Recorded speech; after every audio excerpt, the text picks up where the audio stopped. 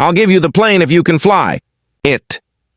Thomas Whitmore's laughter echoed through the private hangar like a thunderclap of derision as he pointed at the 62-year-old black woman who stood silently watching the gleaming executive jet. Deborah Williams stood motionless in front of the $20 million Cessna Citation X Plus. Her calloused hands clutched a worn plastic bag under the harsh halogen lights of the Miami hangar. Her threadbare coat stood in stark contrast to the Italian suits of the businessmen attending the aircraft sales demonstration. The cruel comment came as she approached, to admire the cockpit through the open window. Whitmore, heir to an oil fortune and owner of a personal fleet of aircraft, had noticed her inappropriate presence at the exclusive event for millionaire buyers. "Look at that," he continued, gesturing theatrically to the others present. "You must be lost.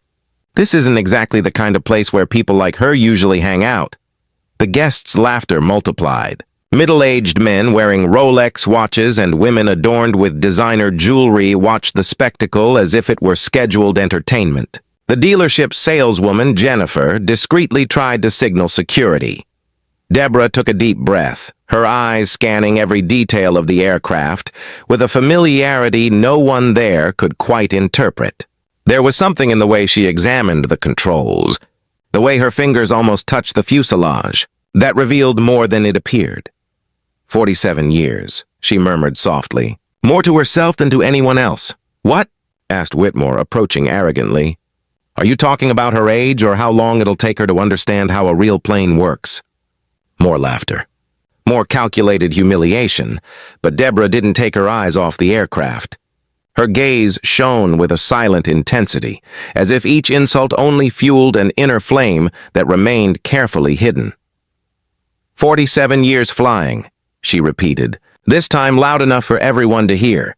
The silence that followed lasted only a few seconds before exploding into even louder laughter. Whitmore doubled over, clutching his stomach as if he'd just heard the most absurd joke of his life. "Flying!" he shouted between laughs. She said, "Flying," as if she's ever set foot on a plane that wasn't the cheapest airline possible. It was then that something changed in Deborah's expression. It wasn't anger or fear, but a dangerous calm that made some of those present feel inexplicably uneasy. It was the serenity of someone who carried secrets too powerful to be revealed at the wrong moment. "If you're so sure I can't fly," she said firmly, "why not make your joke interesting?" The provocation fell in the hangar like a silent bomb. Everyone stopped laughing, unsure of what they had just witnessed.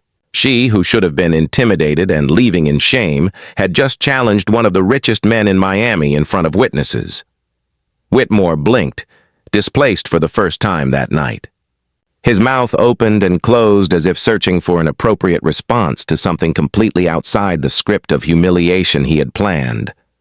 And there, under the curious gaze of everyone present, Deborah Williams remained silent.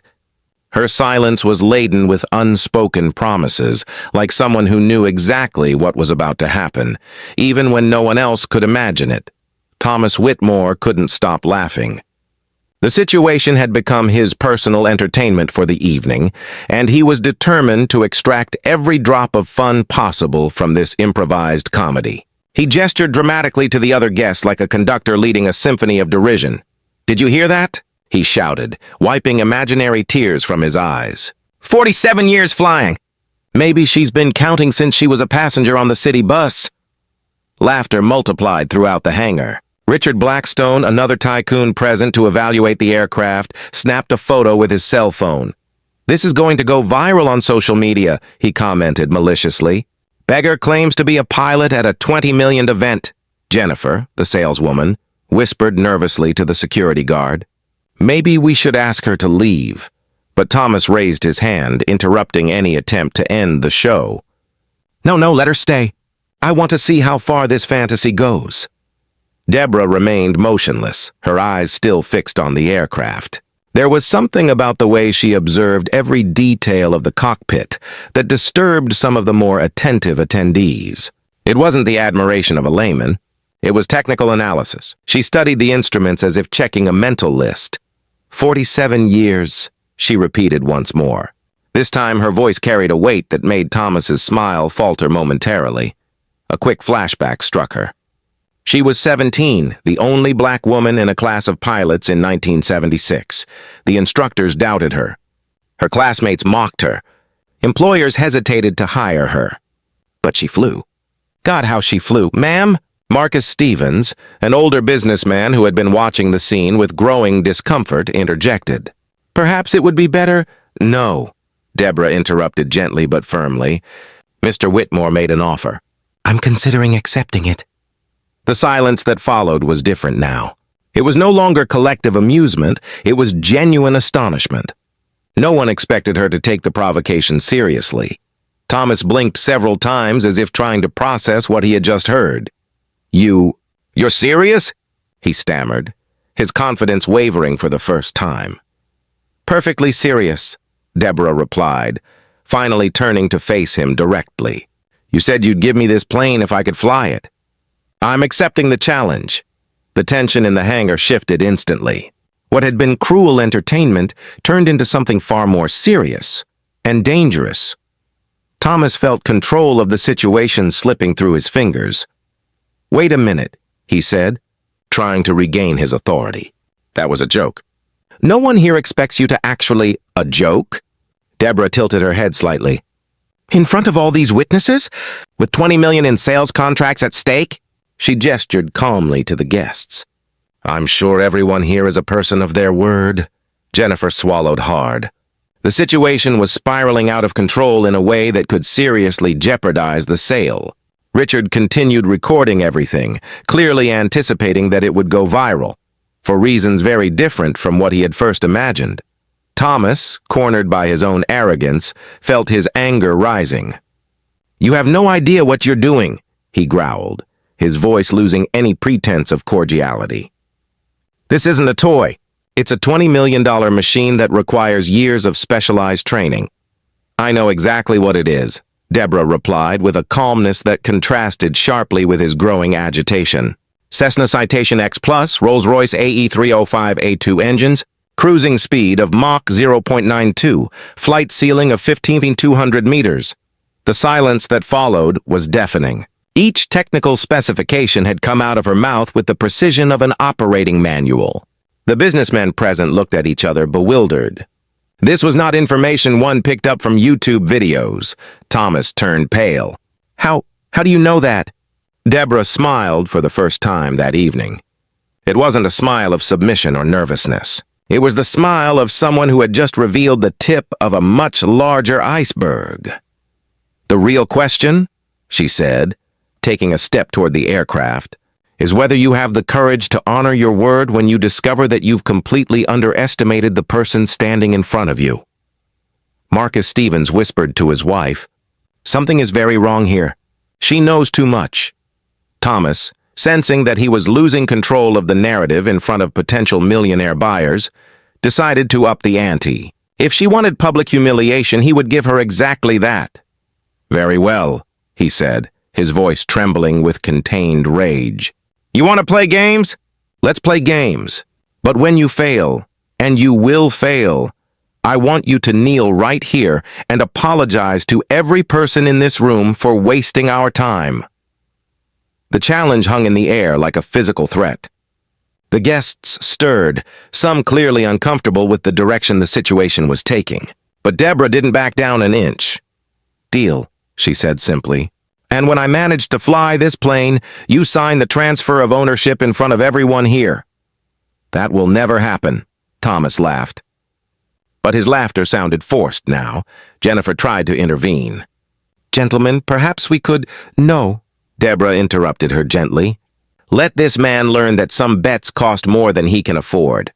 And there, as everyone present watched that unlikely escalation of tension, no one could have imagined that they were about to witness not only the flight of a $20 million aircraft, but the complete destruction of everything Thomas Whitmore believed he knew about power, privilege, and the dangerous art of underestimating those he shouldn't.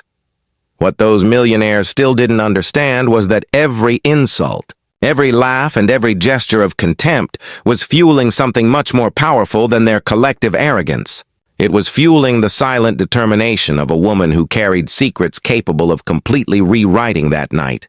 and possibly the rest of their lives.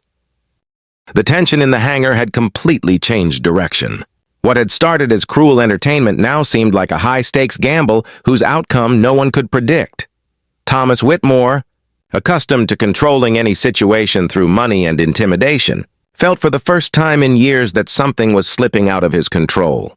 "Very well," he said, trying to regain authority with a forced laugh. "If you insist on this fantasy, let's make it interesting." He turned to the guests with theatrical gestures. "When she fails, and we all know she will, I want everyone to see what happens when people like her try to play in our league." Deborah remained motionless, her eyes still fixed on the aircraft. There was something in her posture that made Jennifer, the saleswoman, approach her discreetly. 15 years of selling luxury aircraft had taught Jennifer how to read people, and everything about this woman contradicted her outward appearance. "Ma'am," Jennifer whispered softly, "Mr. Whitmore isn't joking. If this goes wrong, the consequences could be serious." Deborah turned to her with a gentle smile. "Thank you for your concern, dear. But some battles must be fought regardless of the consequences." Marcus Stevens, the older businessman, watched the scene with growing discomfort. There was something deeply wrong with this situation. The technical knowledge she had demonstrated was not something that could be learned casually. It was decades of expertise. "Thomas," he whispered, tugging at the host's sleeve, "maybe you should reconsider this. There's something different about her." "Different?" Thomas laughed loudly enough for everyone to hear.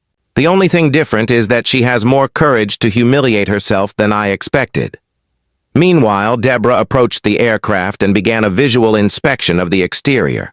Her movements were systematic, professional. She checked the tires, examined the control surfaces, observed the engine air intakes. Every gesture revealed a familiarity that left the more curious observers baffled. Richard Blackstone, still recording everything with his cell phone, whispered, "This isn't right. She moves as if she knows exactly what she's doing." "Pre-flight check," Deborah muttered to herself, loud enough for some to hear. "Control surfaces free and correct. Tires in proper condition. Air intakes clear." The silence that followed was different from the previous ones. It was no longer mockery or disbelief. It was a gradual recognition that these were not words memorized from a manual, but automatic procedures from someone who had done them thousands of times. Thomas, realizing he was losing control of the narrative, decided to escalate the humiliation even further. "Enough theater!" he shouted. "Anyone can memorize a few technical terms. The real test is up there." He gestured dramatically toward the cockpit. "But before you soil the interior of my aircraft with your dirty hands, let's establish some rules." Deborah stared at him with that disconcerting calm. "I'm listening." "First," Thomas began, circling her like a predator, "when you fail, and you will fail, I want you to apologize on your knees to every person here." Uncomfortable murmurs arose among the guests. Some were beginning to realize the situation had crossed the line of what was acceptable. "Second," he continued, ignoring the disapproving looks, "you pay for the cleaning and maintenance, costs of the aircraft after you damage it.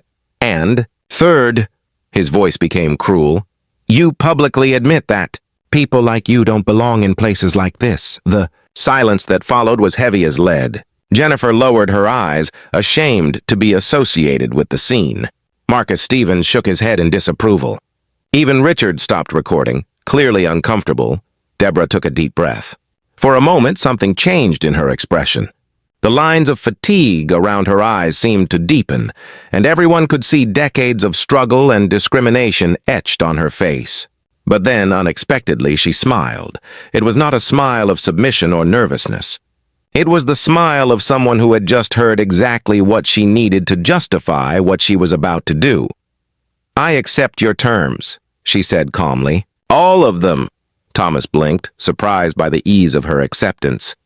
He had expected resistance, argument, perhaps even that she would give up. The absolute calm unsettled him in a way he couldn't understand. But Deborah continued, her voice still low but charged with something new. "I want you to honor your part of the agreement when I succeed." Thomas laughed. "But the sound was hollow. You mean if?" "No," Deborah replied. and for the first time her voice carried an authority that made everyone stop whispering. "I said when." It was then that Jennifer noticed something that made her gulp. While everyone was arguing, Deborah had discreetly examined the aircraft documentation on the counter. But she wasn't just looking. She was reading with the speed and familiarity of someone who understood every technical specification. "Ma'am," Jennifer whispered, approaching her again, "may I ask where you learned about aviation?" Deborah looked at her fondly. "Honey, after 47 years of flying, you learn a thing or two."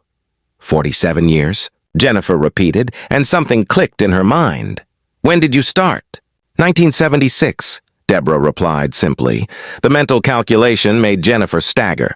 If that woman was telling the truth, she had started flying when commercial aviation was even more exclusively white and male than it is today. For a black woman to get a pilot's license at that time— "My God," Jennifer whispered, but Thomas was too busy preparing his next verbal attack to notice. "Enough talk," he declared, climbing onto the platform next to the aircraft. "Let's get this comedy over with." Deborah approached the cockpit access ladder. Before climbing up, she turned to the guests present. Her eyes scanned each face, memorizing every expression of doubt, every smirk, every look of contempt. "Just one question before we begin," she said, her voice echoing through the hangar. "How many of you have flown a Citation X Plus?" A few nervous laughs emerged, but no one answered directly. It was obvious these were buyers, not pilots. "How many of you know the difference between a full flap landing and a partial flap landing in crosswind conditions?" The silence was complete. These weren't casual questions. They were specific technical questions only experienced pilots would know. "How many of you," her voice grew firmer, "have saved lives through aviation?" Thomas tried to interrupt, but something about Deborah's presence silenced him. There was a gravity to her words that transcended the immediate situation. "Because I," she continued, placing her hand on the fuselage of the aircraft, "have spent 47 years not only flying, but proving every day that I deserve to be in the skies. And today, in front of all of you, I will prove it once again." She began to climb the access ladder but stopped on the first step. "Thomas," she said without turning around, "I hope you have the transfer documents ready." The absolute confidence in her voice made everyone present exchange uneasy glances. It wasn't bravado or bluster. It was the calm certainty of someone who knew exactly what was about to happen. Marcus Stevens whispered to his wife, "Something tells me we're about to witness something we'll never forget." Jennifer, watching Deborah disappear inside the aircraft, felt a chill run down her spine. 15 years of selling to millionaires and billionaires had taught her to recognize real power when she saw it. And at that moment, as the Citation's engines prepared to roar, she was absolutely certain that the real power in that hangar wasn't in the bank accounts of the men in suits. It was in the calloused hands of a woman who carried decades of sky in her heart, who was about to rewrite every rule those men thought they knew. What none of those present could have imagined was that when Deborah started those engines, she would not only be flying a $20 million aircraft, she would be flying with the weight of a story that would forever change the way every person in that hangar viewed courage, dignity, and the real price of underestimating those who should not be underestimated. The moment Deborah started the engines of the Citation X Plus was the moment Thomas Whitmore realized he had made the biggest mistake of his life. The perfect roar of the Rolls-Royce turbofans filled the hangar with a precision that only extremely experienced hands could achieve. It wasn't just the sound, it was the way she adjusted the instruments with automatic movements, how her fingers danced over the controls without hesitation, how she checked each system with a sequence that revealed decades of experience. "This isn't right," Thomas whispered to Richard, who continued recording with his cell phone. His voice trembled for the first time that night. "She's doing this as if she were a professional pilot," Jennifer finished, watching through the cockpit window. During 15 years of selling aircraft, she had seen hundreds of experienced pilots. But what she was witnessing now was more than experience. It was virtuosity. Deborah activated the hangar's internal radio. Her voice echoed clearly and professionally through the speakers. "Control Tower, Citation 9er 7 Alpha requesting clearance for taxi and takeoff." Demonstration flight estimated duration 15 minutes. The silence that followed was unsettling. Thomas rushed to the communications panel, but the tower's response came before he could interfere. Citation 907 Alpha, clearance granted. Welcome back, Captain Williams.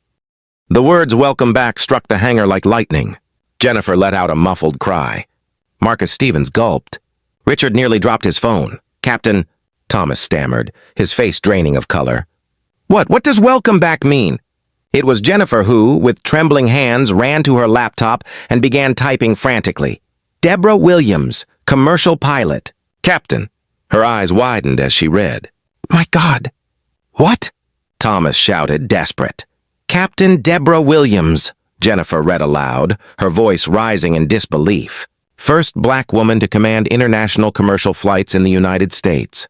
47 years of impeccable service. 35,000 flight hours. Chief instructor at the Civil Aviation Academy until her retirement in 2023. The hangar fell silent except for the engines warming up. Thomas staggered as if punched in the stomach. Wait, there's more, Jennifer continued, her voice trembling with emotion.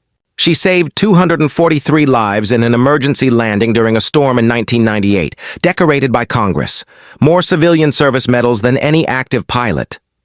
Richard approached slowly, still recording, but now with reverence instead of scorn, and we treated her like a beggar. Marcus finished, shame heavy in his voice. Through the cockpit window, they saw Deborah performing the pre-flight procedures with surgical precision. Every movement was economical, flawless, the product of decades of excellence they had been too blind to recognize. Thomas, desperate, rushed to the radio. Stop this now! This was a misunderstanding. Deborah's voice returned, calm as ever.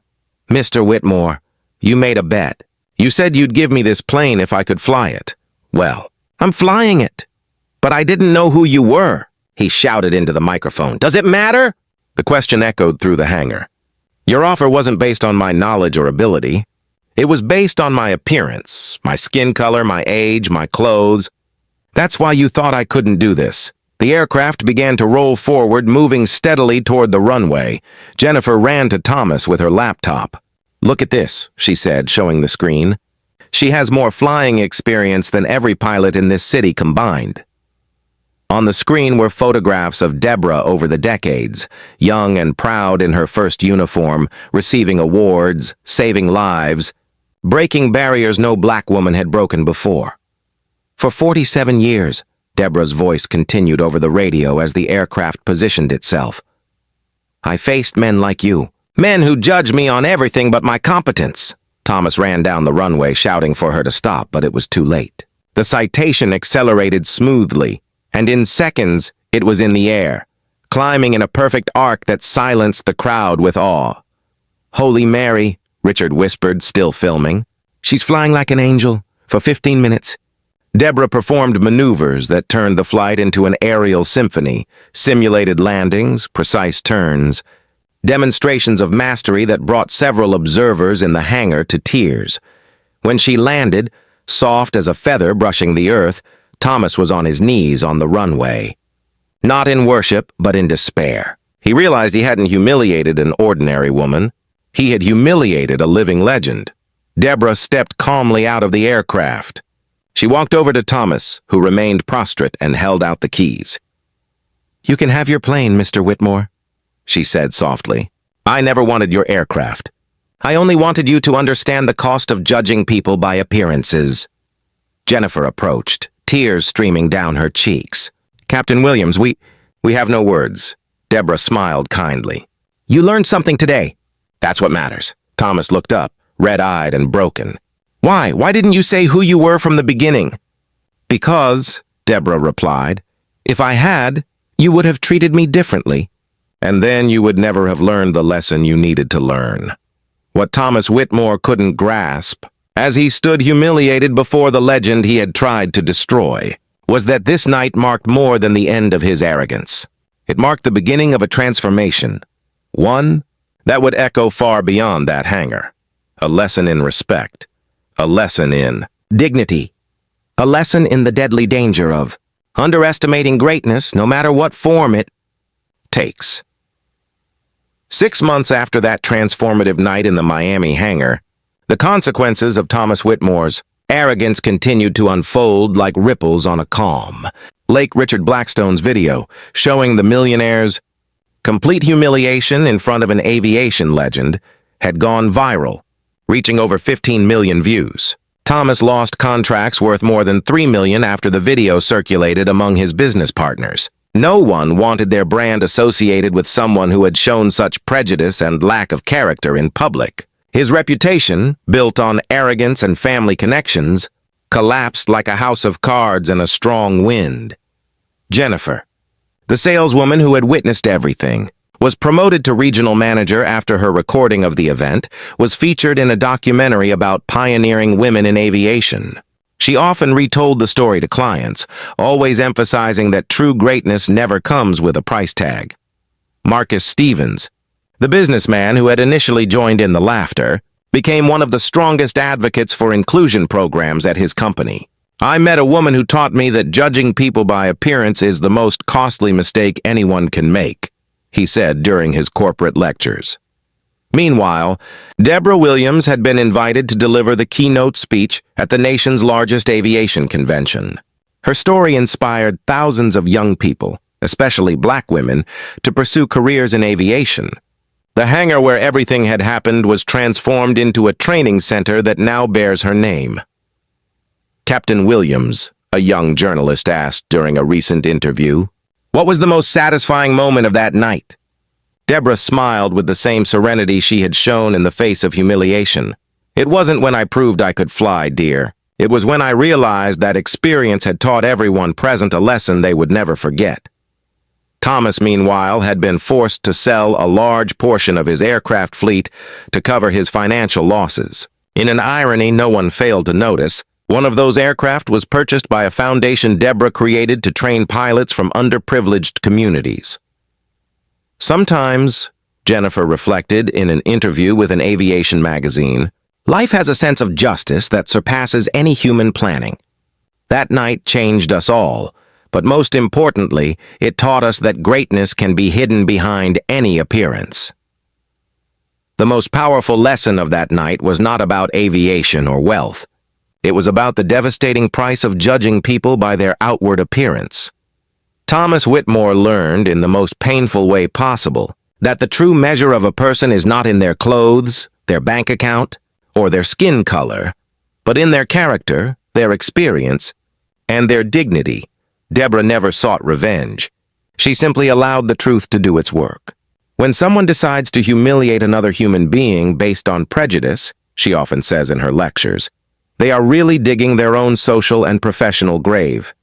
The best revenge is to live such a full and meaningful life that your detractors realize how small their own horizons were.